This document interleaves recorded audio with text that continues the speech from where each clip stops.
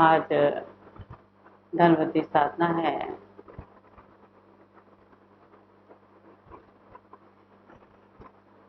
धनवती जैसा कि नाम है कि धन में तो वृद्धि करती ही है, लेकिन इसके साथ साथ जो व्यक्ति के जीवन में नुकसान होते हैं, फिजूल खर्ची होती है, और ये हर एक के जीवन में, या कहा जाए हर दिन हर महीने चलता रहता है। देखा गया है किसी किसी की आमदनी ज़्यादा भी होती है, लेकिन फिर भी फिजूल खर्ची, नुकसान हर महीने इतने आते रहते हैं कि उसको आमदनी का एहसास ही नहीं होता, या कहा जाए कि उस आमदनी की उसको तसल्ली भी नहीं हो पाती। जितना व्यक्ति कितना भी कमा रहा है, चाहे वो 3 फिगर में है, 4 फिगर में है, 5 फिगर में है, किसी भी फिगर में वो उसकी आमदनी हो रही है, जब तक उस आमदनी में उसकी बचत नहीं होती, तब तक उसके मन में कहीं न कहीं शांति नहीं होती। क्योंकि हर एक व्यक्ति को ये मालूम है कि कुछ धन संग्रहित होना चाहिए, यानी कि जुड़ा हुआ होना चाहिए। कभी भी जीवन में आपको या आपके अपने सगे संबंधियों को ज़रूरत पड़े, तो वो आपको सोचना ना पड़े, कहीं से मांगना ना पड़े।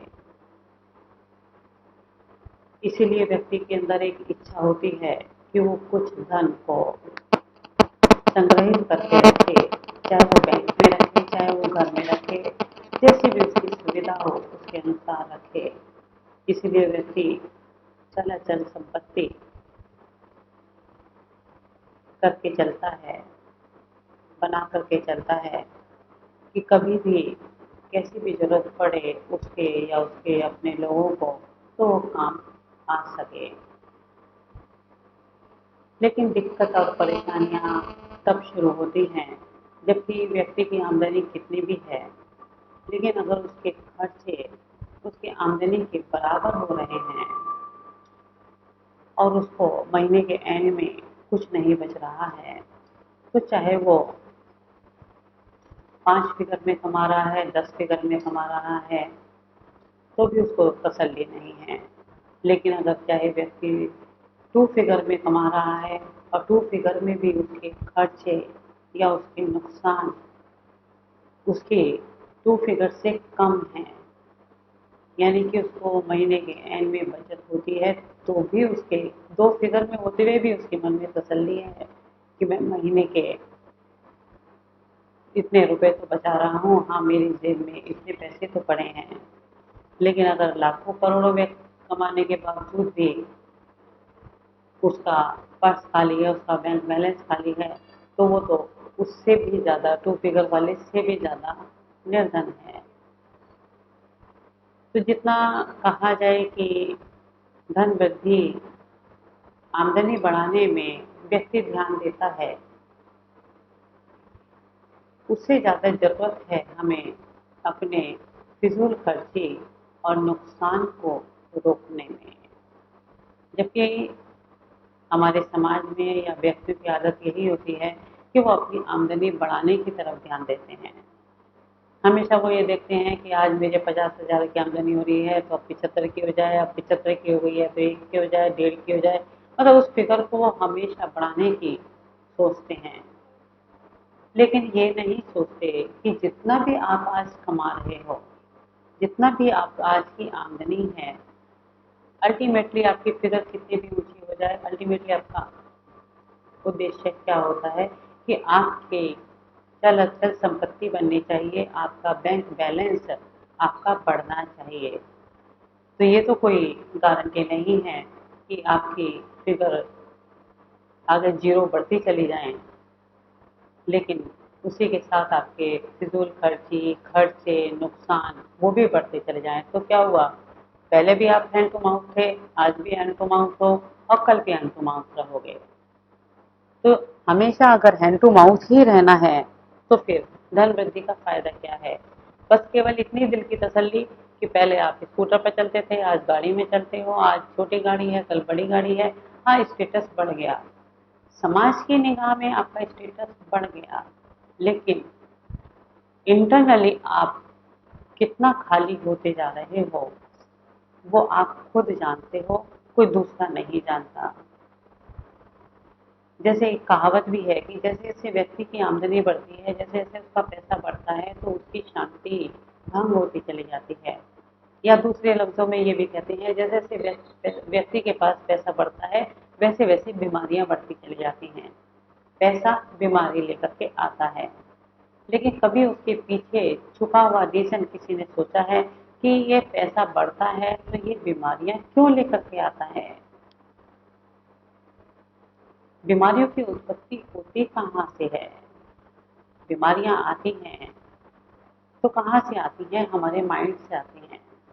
अगर आपका माइंड स्ट्रांग है तो ना तो कोई आपको बैक्टीरिया आपको घेर सकता है, ना किसी तरह की कोई बीमारी आपको घेर सकती है।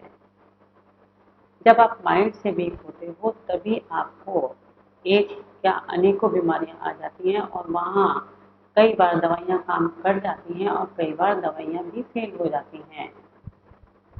तो जैसे जैसे आदमी के पास धन बढ़ता है वैसे वैसे उसके खर्चे बढ़ते हैं, लाइफस्टाइल चेंज होता है।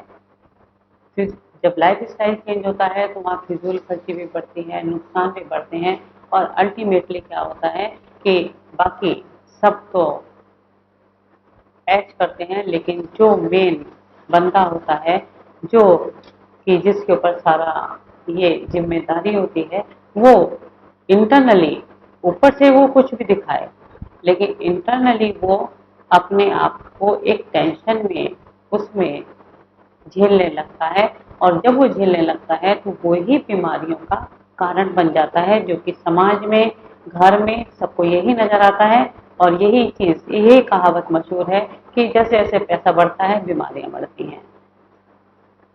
लेकिन उस बीमारी का सोर्स कहाँ है? हमारे अपने दिमाग में, हमारे अपने दिल में। क्योंकि हमने जैसे जैसे हमारा पैसा बढ़ा वैसे वैसे हमने अपने खर्चे बढ़ा लिए, खर्चे बढ़ाए, फिजूल खर्ची, जो कि कुछ जैसे करम बंधन होते हैं, जाने अनजाने करम बंधन होते हैं, ऐसे ही जाने अनजाने फिजूल खर्ची भी होती हैं और नुकसान भी होते हैं। आप अपने, अगर आप सुबह सारा दिन आप अपना कर्म करके रात को जब आप लेटते हो तो आप अगर अपना पूरा दिन की दिनचर्या अगर आप अपनी सोचो कि आप कहाँ गए थे, कैसे गए थे, किस तरह से गए थे, आपने कहाँ खर्च किया, कितना खर्च किया, कैसे खर्च किया, और उस चीज को आप दूसरी तरह से किस तरह से कम कर सकते थे, कहाँ कम कर सकते थे, कहाँ आपसे गलती हुई। नुकसान जिसको कहते हैं, दो ही चीजें हैं, फिजूल खर्ची या नुकसान।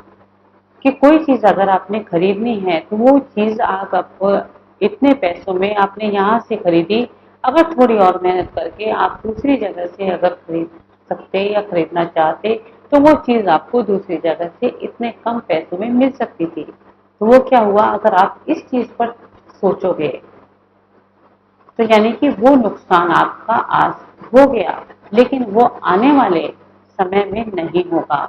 यानी कि आने वाले समय में उस नुकसान को आप रोक सकते हो। फिजूल खर्ची यानी कि आप अगर उसी अपने आप को अगर, क्योंकि कोई दूसरा बताता है तो वो बात आपको कभी भी समझ में नहीं आएगी। आपको ये लगेगा कि वो क्रिटिसाइज कर रहा है, उसके अंदर जेलेसी हो रही है, वो तरह तरह के विचार आपके दिमाग में आ सकते हैं। लेकिन अगर सेल्फ एनालाइज सबसे ज्यादा अच्छा होता है कि अगर आप अपने आप को ये एनालाइज करें कि आप ये चीज की जगह अगर आप ये चीज कर लेते या इस काम की जगह आप ये काम इस तरह से कर लेते तो वहाँ आपकी ये फिजूल खर्ची या जो खर्चा होना है वो 10 की जगह आपका 8 में हो सकता था या 5 में हो सकता था, तो वह आपका फिजूल खर्ची आपकी खत्म भी हो सकती है, यानी कि नील भी हो सकती है और कम भी हो सकती है। ये तो है एक जाने हुए, जिसको कि अगर आप सोचें तो जानबूझ करके अपने नुकसान को, अपनी फिजूल खर्ची को आप खत्म कर सकते हैं। दूसरा, फिजूल खर्ची नुकसान अनजाने में भी होता है, यानी कि कुछ चीजें आपके अपने भाग्य में लिखी हैं कि इतना पैसा आपका बर्बाद होना है, इतना पैसा आपका खर्च होना है, या इतने आपकी आमदनी का इतना परसेंटेज आपका निकलना है, तो उस चीज को आप जानबूझ करके नहीं रोक सकते। इस चीज को तो आप सेल्फ एनालाइज से रोक सकते हो, लेकिन जो अनजाने हैं, जैसे जाने अनजाने कर्म होते हैं, ऐसे जाने अनजाने फिजूल खर्ची और नुकसान है, खर्च हैं, तो उसको आप रोक सकते हो कि आप जब भी आप साधना करते हो, आप इसमें शक्ति ग्रहण करते हो, इसमें अनजाने में जो आपके भाग्य में फिजूल खर्चे लिखी हैं, नुकसान लिखा है, वो एक नहीं कई तरीके से लिखा है। आपकी बीमारी के रूप में लिखा है, आपको किसी के द्वारा धोखा देने के रूप में लिखा है, आप किसी को पैसे दे देते हो, वापस लौट करके नहीं आते हैं, उस रूप में लिखा हुआ है। आपसे गिर जाते हैं, खो जाते हैं, उस रूप में लिखा हुआ है। किसी भी, यानी कि किसी भी रूप में, जो कि आपसे जानबूझ करके नहीं होता, आपके हाथ के द्वारा नहीं हो रहा, किसी के द्वारा हो रहा है। वो XYZ कोई भी पर्सन हो सकता है। वो वाला अनजाने वाला फिजूल खर्ची और नुकसान आपका रुक सकता है इस साधना के द्वारा। लेकिन आपने दोनों चीजों पर ध्यान देना होगा। एक तो जो जाने होते हैं, वो आप डेली अपने आप को सेल्फ एनालाइज करोगे कि कहाँ पूरे दिन में आपने कहाँ खर्चा किया, कैसे किया, और कहाँ आप उसको कम कर सकते हो और कहाँ आप उसको कम नहीं कर सकते हो, या कहीं उतने ही पैसों में आप उसको बेटर कैसे कर सकते हो। जो अनजाने हैं, जिसको कि आप नहीं बदल सकते हो, वो चीज आप इस साधना के द्वारा आपकी खत्म हो सकती है। यानी कि आपका खर्चा का, पैसे का जो आप करते हो उसका सदुपयोग हो सकता है, और आपके फिजूल खर्ची, आपके नुकसान खत्म हो सकता है। दूसरा, इसमें जैसे भाग्य में लिखा है कि आपका इतना पैसा आपका जाना ही है, हर महीने कुछ परसेंटेज आपकी जानी ही है। तो उसमें जैसे आप देखें अपने पुराने जमाने में, पुराणों में भी, शास्त्रों में भी, या अपने आप बुजुर्गों को देखें कि हमेशा ये होता था कि घर में, आजकल तो खैर घर के सारे फैमिली मेंबर्स कमाते हैं, लेकिन पहले होता था घर का एक ही सदस्य कमाता था, जिसको कि मुख्य सदस्य या हेड ऑफ द फैमिली कहते थे। तो जो उसकी पत्नी होती थी वो head of the family female होती थी, तो उनका कार्य, क्योंकि धन को संग्रहित करने का कार्य हमेशा, संभालने का कार्य हमेशा फीमेल को ही दिया गया है। कमाना पुरुष का कर्म है और उसको संभालना स्त्री का कर्म है। तो हमेशा स्त्री यही करती थी कि हमेशा जो उनका पूजा स्थल होता था, घर में जो भी पूजा बनाते थे, वहां पर हमेशा एक गुल्लक रखी रहती थी, और जो भी डेली का वहां पर कुछ भी, जो भी हर एक का अपना मानना होता था, जो भी था उसमें रोज धन निकाला जाता था, या जो भी उनके पूजा स्थल हैं या जो गुरु बनाए हुए हैं, वहां पर हमेशा कुछ न कुछ अर्पण, जो हर एक का मन होता था, जो भी वहां पर दिया जाता था। उसका मतलब यही होता था कि जो चीज आपकी फिजूल खर्ची, नुकसान, भाग्य में जो लिखा हुआ है उसको बदलना, क्योंकि वो तो जाना ही है। कहते हैं ना, एक हाथ से नहीं जाएगा तो दूसरे हाथ से जाएगा, जाएगा जरूर। लेकिन अगर उसको आप अपने ही हिसाब से, अपने मन से अगर निकाल देते हो, तो वो उसका एक सदुपयोग होता है, और आपके एक मन में तसल्ली भी होती है कि मैंने एक कोई भला कार्य कर दिया, एक कोई पुण्य कर दिया, उसका पुण्य भी आपको मिलता है। आपसे फिजूल खर्ची हो जाती है, नुकसान हो जाता है, उससे आपके मन में एक अफसोस होता है। पुराने जमाने में इसीलिए रोज निकाला जाता था, डेली मॉर्निंग घर से बाहर निकलने से पहले, कि ये हम निकाल रहे हैं, जिससे कि आप देखें कि पुराने जमाने में इतना धोखा और इतना नुकसान, इतनी फिजूल खर्ची नहीं थी जितनी आज है। वो क्यों है? क्योंकि आजकल के लोग उन रीति रिवाजों को उनको भूल चुके हैं, उसको अपने लाइफ में अपनाते ही नहीं हैं। और जब अपनाओगे नहीं तो उनके कॉन्सिक्वेंसेस तो भुगतने ही पड़ेंगे, क्योंकि जिस पर्पज से प्राचीन ऋषि मुनियों ने जो चीजें बनाई थी वो आज के लोग उसको ऑर्थोडॉक्स कह के दक्षिणानुस्ती कह करके छोड़ चुके हैं। और जब वो चीजें छोड़ोगे तो उसके पीछे छुपे हुए जो लाभ हैं वो भी छूटेंगे।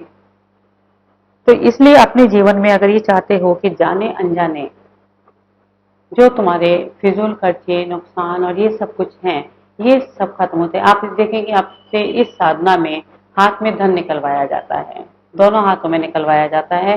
वो इसलिए निकलवाया जाता है जिससे कि आपसे रोज, एक तो ये है ही आपका लेफ्ट का पास्ट लाइफ का है और ये आपका प्रेजेंट का है, और प्रेजेंट पर फ्यूचर डिपेंड है। यानी कि आपका प्रेजेंट और फ्यूचर है, ये आपका पास्ट है। यानी कि इसमें आप धन रखते हैं तो वो इसलिए रखते हैं कि पिछले में जो आपसे कर्म हुआ है धन से संबंधित, जो आपका फिजूल खर्ची, नुकसान, जो भी कुछ लिखा हुआ है वो सारा का सारा आपका, वो इसमें आपका एब्जॉर्ब हो, उसका आपको प्रेजेंट में फायदा मिले।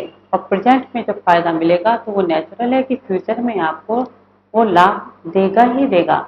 इसलिए आपको दोनों हाथों में वो निकलवाया जाता है, जिससे कि वो पुरानी तीन जो एक मान्यता चलती आ रही है वो आपकी रहे, साथ में आपकी प्रेजेंट में आज के युग के हिसाब से जो आपको शक्ति दी जा रही है वो शक्ति भी आपकी वो कार्य करती है, उसको और आगे बढ़ाती है। तो ये दोनों चीजें मिलकर के आपको ये धन वृद्धि साधना से आपको लाभ प्राप्त होने शुरू हो जाते हैं। यानी कि दोनों चीजें आपको प्राप्त होती हैं कि आपका जो नुकसान है, कमी है, फिजूल खर्ची है, ये खत्म होती है और लाभ प्राप्त होता है, आपको फायदा होता है और आपकी वृद्धि भी होती रहती है। यहाँ कुछ लोग ये सोचते हैं कि हम ये साधना कब तक करें, तो ये तो हर एक व्यक्ति के अपने ऊपर है कि जब तक आप धन में लगातार वृद्धि प्राप्त करना चाहते हो तब तक आप लगातार इस साधना को करते रहें। वहाँ इंसान होने के नाते आपके मन में एक, ज्यादातर लोगों के मन में हमने ये देखा है कि ये भाव आते हैं कि इसमें तो हमने हाथ में धन निकालना पड़ रहा है, या कुछ लोगों के मन में ये भाव आते हैं कि हाँ हमें 10-15 मिनट रोज के देने पड़ रहे हैं। यानी कि दो चीजें इसमें लोगों के मन में बाधा बनती हैं कि 15-20 मिनट रोज के देने पड़ रहे हैं। तो 15-20 मिनट के रोज के देने का आंसर अपने मन में अपने आप सोचें कि धन कमाने के लिए आप कितने घंटे देते हैं, कितना घंटा खर्च करते हैं। आजकल का जो लाइफ स्टाइल चल रहा है, जो सर्विस या बिजनेस चल रही है, मैं कहूँ 12-13 घंटे तो कहीं नहीं गए। मिनिमम 12-13 घंटे तो हर व्यक्ति देता ही देता है। तो 12-13 घंटे की मेहनत, दिमाग, ये सब आपका व्यर्थ ना जाए, उसके लिए अगर 20 मिनट की या 15 मिनट की या 10 मिनट की, 10 से 20 मिनट लगते हैं, ये हर एक आदमी की अपनी स्पीड है। जैसे आप खाना खाते हैं ना, कोई 5 मिनट में खाना खा लेता है, कोई 20 मिनट में खाना खाता है, कोई 10 मिनट में खाना खाता है, ये आपकी अपनी स्पीड है। हाँ, 10 से 20 मिनट जरूर लगते हैं। तो 12 या 18 घंटे की आपकी मेहनत और आपका दिमाग, आपका समय, सब कुछ व्यर्थ ना जाए, उसके लिए 10 से 20 मिनट की आहुति देनी मेरे ख्याल में तो बुरी नहीं है। कि अगर आप 10 से 20 मिनट अगर आप डेली दे दें तो आप जो 12 से 18 घंटे तक आप काम करेंगे, जो मेहनत करेंगे, जो आपकी मन की, दिमाग की अशांति भंग होगी, आपको लाभ नहीं मिलेगा, आप डिप्रेशन में जाएंगे, आपकी फैमिली बेकार होगी। फैमिली का भी प्रेशर होता है, फैमिली को भी खर्चे होते हैं, वो आपकी बेकार ना जाए, तो इसलिए 10 से 20 मिनट देना कोई नुकसान नहीं, लाभप्रद है।